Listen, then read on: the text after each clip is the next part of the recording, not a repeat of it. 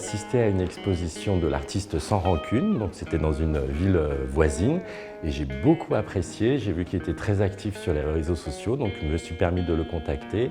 Donc il a mis un peu de temps à répondre parce qu'il est très sollicité. Et puis j'ai insisté un petit peu parce qu'il avait un planning très chargé, et puis finalement voilà, ça a pu se faire.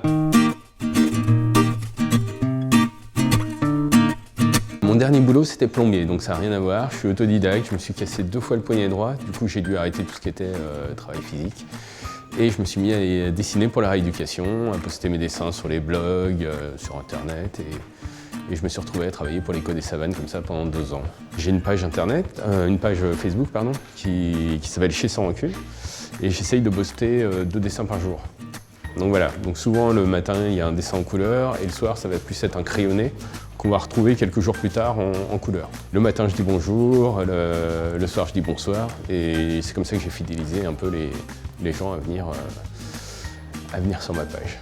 En fait, les gens commentent, les gens viennent me parler des fois, j'ai des jeunes qui viennent me demander des conseils parfois. Alors ça, je réponds toujours parce que j'ai fait la même chose. Moi j'allais à Quai des Bulles, à Saint-Malo, j'allais rencontrer les professionnels, c'est eux qui m'ont filé plein de conseils.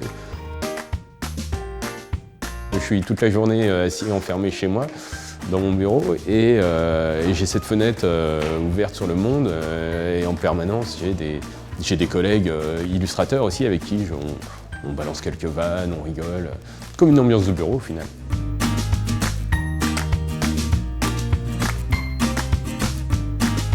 Il a à la fois un regard un petit peu acerbe et cynique sur certains sujets d'actualité, mais il les traite toujours avec beaucoup d'humour et un peu de mélancolie, et toujours pour moi intelligence. Je peux faire un dessin d'humour noir et enchaîner sur un dessin poétique parce que j'ai vu défiler, je sais pas, une info sympa, voilà, j'aime bien tout ce qui est écologie, donc j'ai amené beaucoup de verre là, ces dernières années.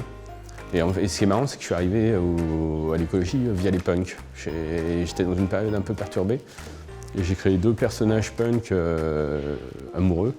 Et je suis arrivé à la nature, comme ça, j'ai défilé doucement et voilà. Il faut jouer là où l'inspiration me mène. Et les gens ont adhéré tout de suite aux petits poissons qu'ils veulent et du coup c'est resté. C'est un peu ma petite représentation de l'âme. Chaque personnage a son petit poisson qui le suit partout et peut être plus gros, petit, non, c'est... voilà.